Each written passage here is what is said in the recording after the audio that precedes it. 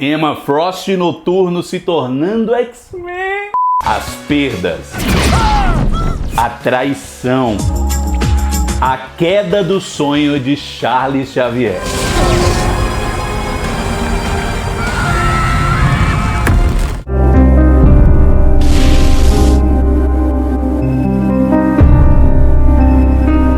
Meu povo, aguenta aí, Matheus Barros. Eu acho que não há como não ficar emocionado falando do episódio 5 de X-Men 97. Não, mas sério, não pelo óbvio. Mortes são sensíveis, sempre, em qualquer tipo de história que você esteja acompanhando. Uma série, um filme, uma animação, na notícia do jornal sobre pessoas que você não conhece, na sua vida pessoal. Sempre será trágico. Mas aqui é fascinante, como diria meu querido amigo Fera, como eles conseguem mesclar as relações pessoais e o elemento do drama, da dor, de forma tão correlacionada e tão coesa. Não vamos suportar viver sabendo que poderíamos ter salvado mais. E não vamos direto pro topo do episódio não, direto pros casais. Não ainda, porque afinal, por que deram tanto destaque nesse episódio especificamente para um Kurt Wagner tão diferente do que a gente já tinha visto nesse mesmo universo da animação? Eita, me belisca pra ver se eu não tô sonhando. Temos aqui um cara que tá extremamente satisfeito de rever a irmã que ele descobriu depois de adulto que ele tinha, e também de ver um cara que ele considera, porque o cara o ajudou no passado. É impossível não notar como mudaram completamente o tom do personagem, mas isso é algo que eu nem considero errado, acreditem. Eu acho que o Noturno antes era bem mais parecido com aquele que a gente viu em X-Men 2. As pessoas tinham medo de mim, mas não tinha ódio delas, tinha pena delas. Calmo, pregador, conselheiro. Aí é que pegaram e transformaram o padre Júlio Lancelotti num padre Fábio de Mello. Foi não? Você é louco! Só que é perceptível que tem coisas que fazem parte do cerne desse personagem que precisam e estão sempre presentes. Não existe amor sem pecado, pois o amor tem mais valor baseado no que perdoamos. O primeiro episódio do Noturno foi na 4ª temporada da animação, ou seja, foi bem à frente da série, mesmo ele sendo um personagem relativamente popular e conhecido, não é não, povão? Tanto é que, aparentemente, ele vai finalmente entrar definitivamente, é muito mente, para os X-Men nos próximos episódios. Tipo, eu já conhecia o Noturno quando eu era pivete, quando eu não tinha a mínima noção de o que era realmente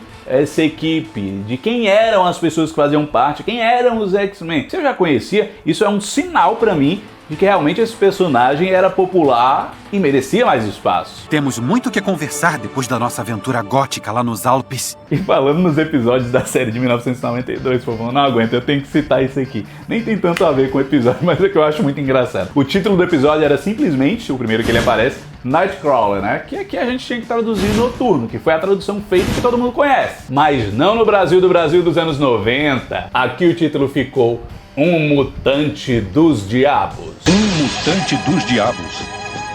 Distribuição Fox Filmes do Brasil.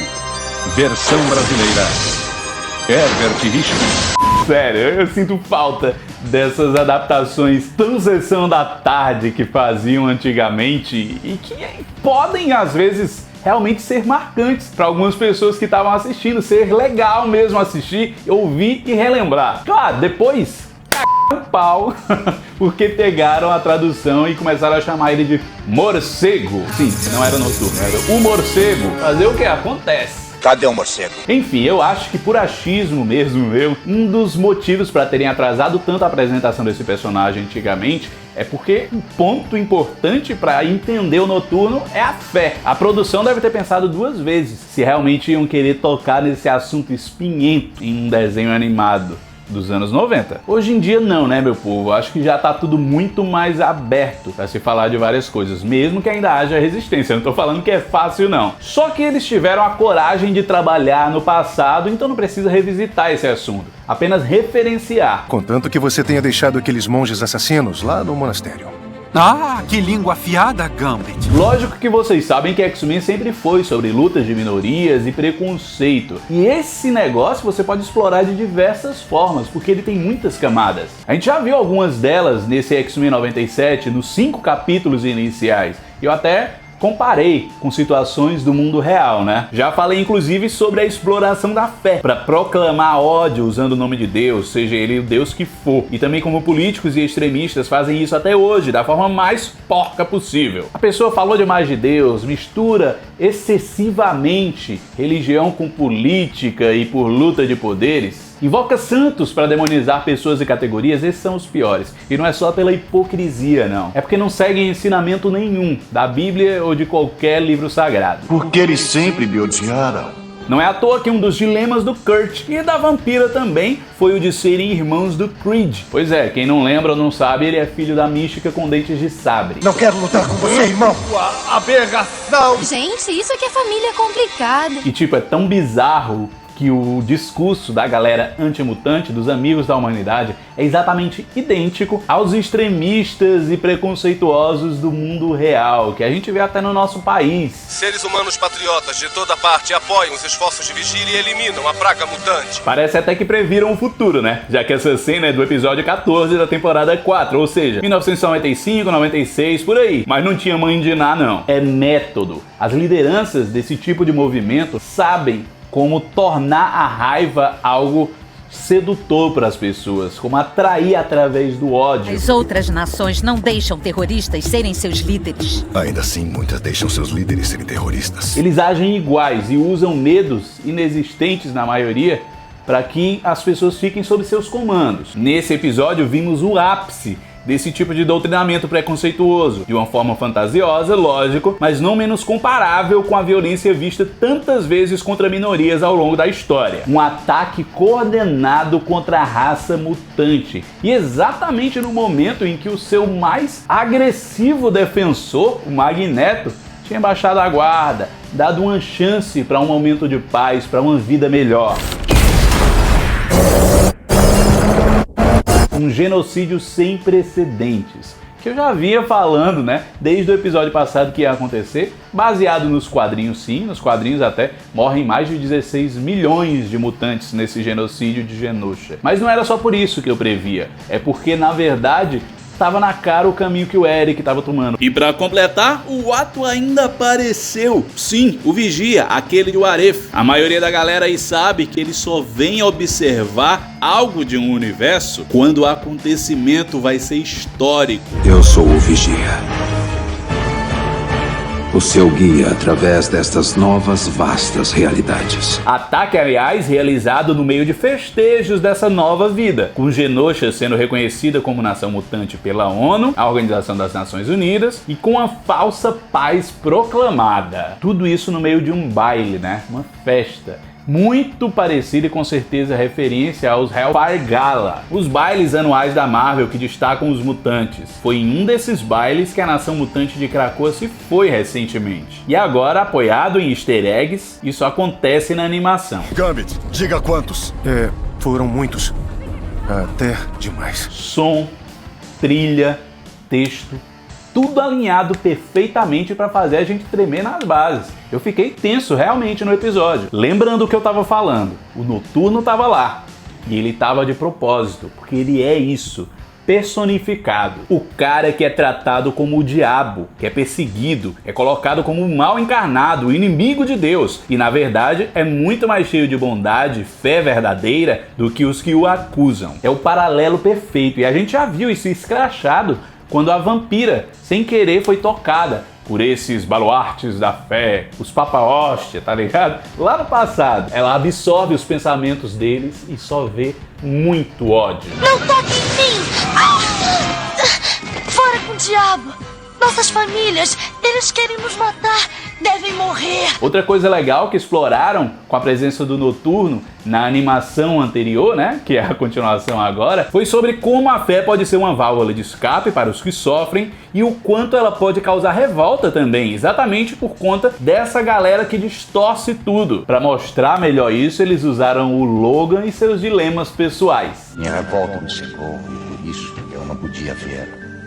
mas você me perdoou. E é por todo esse background que eu vim falando aqui pra vocês que eu acho que faz total sentido o Noturno tá mais alegre, mais serelepe lá em Genosha. O cara sempre foi perseguido e tinha que provar diariamente, o tempo inteiro, que era uma boa pessoa pra todo mundo, a vida toda. Lá não, lá acabou isso. Ou pelo menos parecia que tinha acabado. Tem maravilhas nessa cidade. Estar em Genosha pra ele era estar entre irmãos de uma forma muito mais fraternal do que no mosteiro. Irmãos esses, e essa parte é muito boa porque eu já vinha falando, né, sobre a questão do quanto eu gosto da convivência. Então esses irmãos, tem muita gente ali que a gente conhece, né? Pelo menos quem já acompanhou outras animações, as HQ, sei lá, quem gosta de X-Men. E isso é mostrado com a Trish Tube, repórter, presente na mansão, não só humaniza a equipe, como traz mais cenas de descontração e rotina, que são boas demais em X-Men. Ela e o Fera tinham uns trelelê nos quadrinhos, é notável ali, né? Mas não confundam, como teve gente me perguntando em rede social, ela com a Carly, não é? Carly é aquela paciente cega que se tornou um romance conturbado do Fera na temporada 2, mas não é ela ali. E para além disso, a gente viu tanta gente rodando a cidade, né, não, povão? O Arcanjo voltando, cara das asas metálicas, da cara metálica também, mas tudo bem, tudo bem. A Medula apareceu também, quem jogava os games de luta da Capcom lembra dela, e muita gente também conheceu porque o Spike, personagem criado para X-Men Evolution, é tipo uma versão dela para aquele universo. Falando em Evolution, a vampira ficando lado a lado da Dinamite, se olhando, pra mim é referência total. A gente viu muito jovem correndo, um núcleo mais jovem de mutantes, que eu acho que queriam mostrar a esperança que era Genosha, né? Com um futuro brilhante previsto. Pelo menos era o sonho deles. Teve a Fada, que eu acho que é bem conhecida pela maioria da galera. O Glob Herman, que eu me lembro muito dele, porque, se eu não me engano, a primeira HQ que eu li que ele aparecia era quando a Jean estava à frente de um grupo de X-Men iniciantes, adolescentes. E ele fazia parte. Apareceu também a Natural, que é meio druida, o Chuvoso, Homem Múltiplo, que já tinha aparecido no episódio anterior, no quadro do Forge, o Êxodos, que é esse cara estranhoso, a Cifra, o Anfíbio, que a galera curte demais, sei lá. Eu vendo isso como fã fico feliz, imagina o Noturno, como é que não tava? Eu entendo que fizeram isso pra tentar realmente ajeitar ali a personalidade dele pra ficar mais atrativa pra maioria da galera, mas acertaram até nisso, porque há motivo pra tanta diferença. Kurt se juntou ao conselho para ajudar com as várias comunidades religiosas de Genosha. Genosha foi apresentada realmente como um paraíso mutante. Paraíso meio tropical, vocês não acharam não? Eu achei, bem, né? O clima, achei muito bom a forma que a gente chegou até esse episódio 5, meu povo. A dinâmica das consequências sempre sendo colocada em evidência. Porque antigamente não era tanto assim, né? Não que não tivesse nunca consequência, mas tinha muito episódio solto no rolê. Logan, o que está acontecendo com você? A temporada agora não tem tempo pra essa aleatoriedade, não. É a morte do Xavier, que gerou a liderança do Magneto, que gerou julgamento, que tirou os poderes da Tempestade e que fez aceitarem Genosha como nação mutante na ONU, os fazendo irem até um encontro diplomático, algo já citado no episódio anterior, da Jubileu e do Mancha Solar.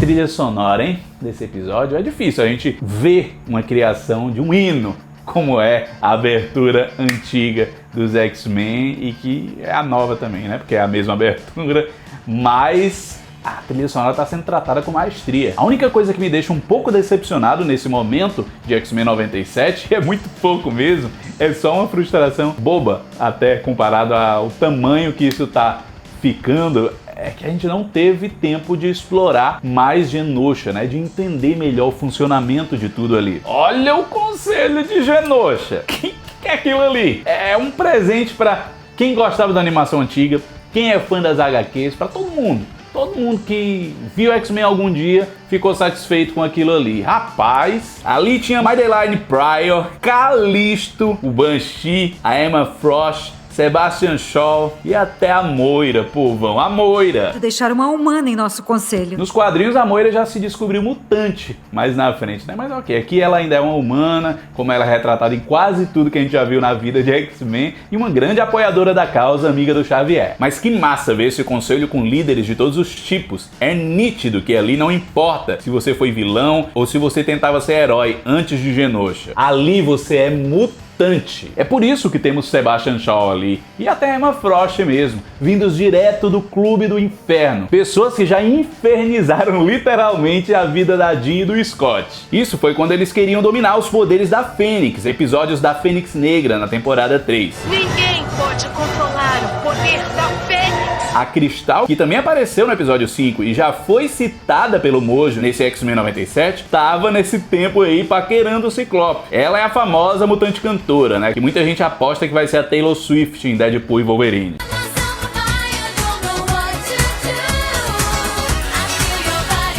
Enfim, esse conceito de união da raça foi muito utilizado numa época quase atual, né? Um pouquinho antes foi criada, mas ainda é muito atual, né? A questão de Krakoa, criada pelo Jonathan Hickman. A Ilha Viva, onde os mutantes começaram a viver todos juntos. Até o Apocalipse era bem-vindo. E agora a gente chegou no ponto do vídeo em que eu vou falar da parte que é a malhação dos anos 2000, onde sempre havia um trisal como protagonista. Aqui em X-Men 97 é igual, meu povo. E tá tudo bem, os mutantes são mesmo conhecidos por serem meio calientes, né? Úrsula.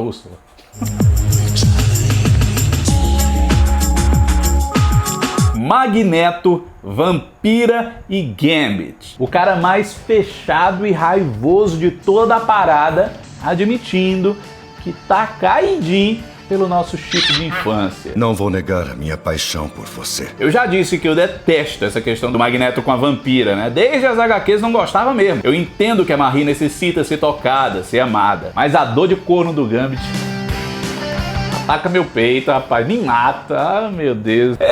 Ela ficou enrolando o cara, ele sabendo o que estava acontecendo, ela continuou mentindo. Isso ficou pra que isso, dona Vampira? Meu Deus, e o cara não tinha coragem também de conversar, que ele tinha medo de perder de vez aquela mulher. Achei muita sacanagem, ó. É exatamente como ele disse que seria. Quem?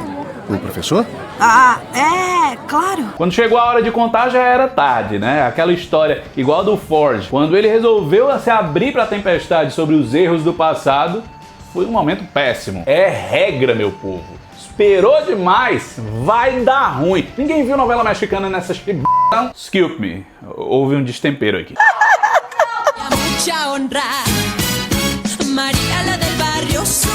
Tá bom, a gente pode deixar isso aí pra Besouro Azul, pra descer. A parte que explicam quando rolou o interesse dos dois, eu não tinha nem dúvida. Tinha até citado já. Foi na época da Mística mesmo. Mística que já deve ter pego também o Magneto. Aliás, passava o rolo dessa cinzenta, hein? Vamos combinar aqui? Mas enfim, olha que doideira, pô. Sabe aquela hashtag clichê?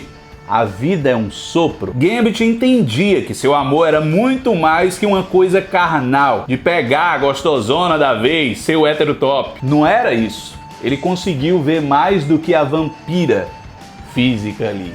Ele viu a Marie, mas ela não via isso, ou pelo menos escolhia não ver. Eu não posso te tocar, Remy. Seu coração pode bater por mim, mas eu não consigo sentir. Acho que a vampira escolheu o Magneto pelo toque, sim, e por admirar sua resistência e sua luta desde o passado, quando ela conheceu melhor. É engraçado que eles até fazem referência a nunca ter sido citado isso, mas aconteceu antes da temporada 1 que a gente viu. Ele agia como se aquilo nunca tivesse acontecido. Nós dois agimos. Vampira fez essa escolha de ser rainha de Genosha com toda a carga que ela já tinha, de ser uma X-Men, de não querer ver outros mais sofrerem o que ela já sofreu e de ter o conforto de um toque. Algo que o Gambit abriria mão e já tinha dito pra ela. Algumas coisas são mais profundas que a pele, Cher. Quando ela finalmente se toca que perdeu o Gambit era muito pior do que não ter alguém a tocando, era muito mais difícil, mesmo vivendo a vida dos sonhos, perdê-lo. No momento que ela vê isso, ela perde o Gambit definitivamente. O nome é Gambit, mon ami. Lembre-se disso. A vampira desistiu de todas as conquistas, de estar ali liderando os mutantes, de tentar mostrar que o sonho dela para eles era realmente bom, como o do Xavier, e de também ter uma pessoa por perto que conseguisse se aproximar mais dela. Só que já era tarde, Remy estava morto. Os amantes só conseguiram se tocar finalmente quando o corpo dele já estava sem vida. Fofo. Eu não consigo sentir você. Sério. Que roteiro é esse? E vejam também como o amor está envolvido em tudo. O Magneto só muda seu jeito drasticamente, ele vê um futuro tal qual o Xavier via, quando ele percebe uma nação inteira de mutantes o amando, o aclamando. Por que o Magneto, de repente, virou uma celebridade? Ele teve o amor de todos, menos o da vampira, que ele queria. Dela ele tinha o desejo, a admiração. É osso, é muito pesado se você analisar tudo. E até porque, vendo essas cenas, eu sinto muita pena também do Xavier. Xavier errou e acertou, mas nunca se curvou aos delírios de superioridade do Magneto, de se tornarem algo acima do resto do mundo. Por isso que o Magneto era vilão tantas vezes. Por mais que isso fosse uma resposta vinda do sofrimento da vida do Magnus. O Xavier queria realmente algo pleno, como que eles viveram por pouquíssimo tempo ali em Genosha. Até a voz está embargando, tá osso. Quem colheu os frutos foi justamente quem mais o criticava por isso. A estátua dos dois está lá, é verdade. Igual o Portão dos Reis de O Senhor dos Anéis. Mas só um deles é ovacionado. Magneto virou tipo showman, à frente de tudo, da luta de muita gente, mas ele é que tá ali como a imagem. Não existe alguém com temperamento melhor para lidar com as birras da diplomacia humana. Existia, mas o Charlie se foi. Por isso, um conselho de pessoas relativamente sábias achou justo ter o terrorista Magneto como a imagem de Genosha. Magneto sabe que já errou muito, ainda mais se comparado ao Xavier. Só que ele aparecia. Suas atitudes eram mais vistas, mesmo que algumas fossem bem violentas. Vocês estão entendendo que não é que o Xavier fazia menos, mas o Xavier tentava fazer de formas mais brandas, de uma forma mais pacífica. Olha o que o Magneto fez assim que assumiu os X-Men no episódio 2. Já pegou logo os Morlocks, jogou em Genosha e ainda falou pra eles: pô, vocês deviam ter feito isso antes, hein? Eu consegui que os Morlocks viajassem pra nação mutante de Genosha.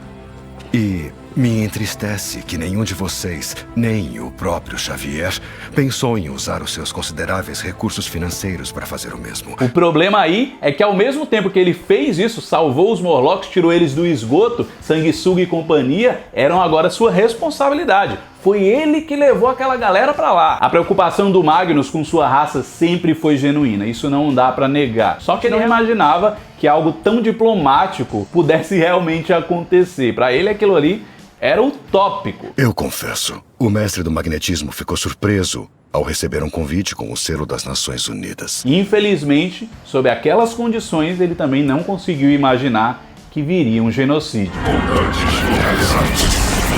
Foram tantos personagens mortos ou supostamente mortos, povão, que eu nem sei se eu consegui observar todos. Entre os corpos tinha o Shaw, a Madeline, o Anfíbio, o Banshee e a Medula. Foram, ai meu Deus, na nossa frente desintegrado, a Moira. E o Noturno por muito pouco não foi de Americanas.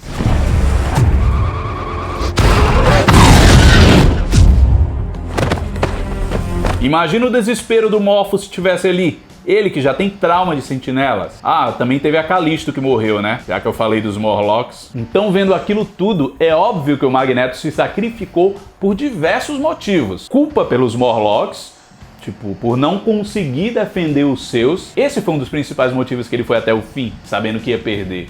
Porque ele prometeu que aquilo ali era seguro. Outro motivo para aquilo tudo que ele estava fazendo, naquele desespero, é porque ele estava revivendo os traumas do nazismo, né? Que tirou sua família. Tanto é que ele fala em alemão em certo momento. Hab keine Angst.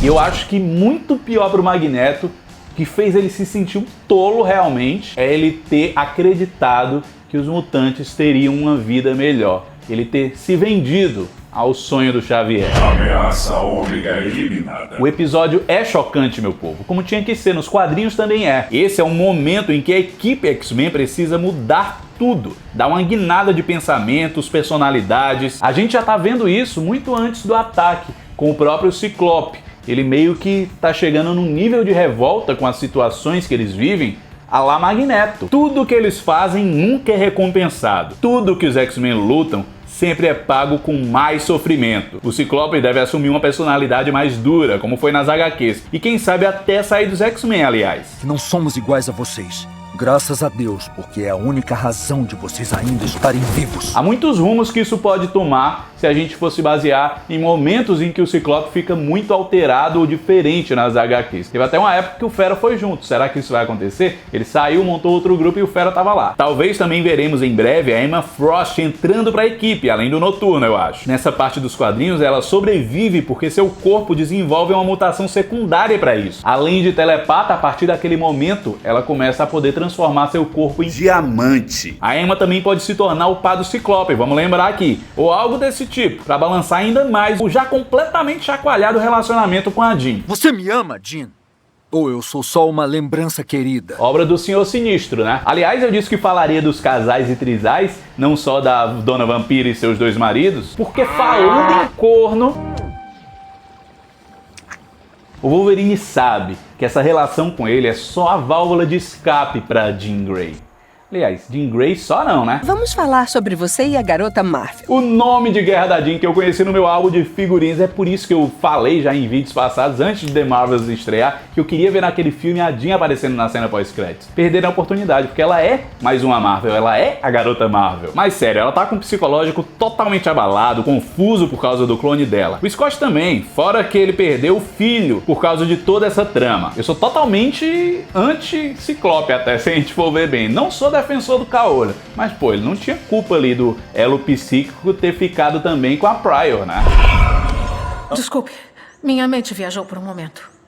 E que bela viagem. Ele viveu com a mulher o maior tempão, teve filho com ela. O que a Jean queria? Não foi traição, ou Camila do Buda Calabrese do BBB. Fora que as casquinhas com Logan tu não conta, né? Danada. Essa turbulência pode aproximar mais ela do Logan e jogar o Ciclope pra Emma Frost. Foi nesse período que ele pegou ela ali nas HQs. Povão, aguardemos aí o que vai rolar. Não dá pra esquecer que a gente ainda não sabe de onde veio esse sentinela ultra bombado. Seguindo o genocídio de Genosha original, foi a irmã maligna do Xavier, que vai ser a vilã de Deadpool 3, Cassandra Nova, quem coordenou. Ela descobriu um projeto secreto de sentinelas do Bolivar Trask, que já estava morto nos quadrinhos, usou o filho dele para ativar esse bagulho todo, matou o filho e passou a controlar todos os robôs. Aqui eu não sei se vão utilizar isso não, pode ser que mude, eu acho que seria legal mudar. A história da Cassandra é muito complexa, ela é muito ruim, muito maligna, mas eu acho que não precisa explorar agora. Tem tanto vilão aí, Senhor Sinistro, o pessoal mesmo do Bolivar Trask, os governos, sei lá.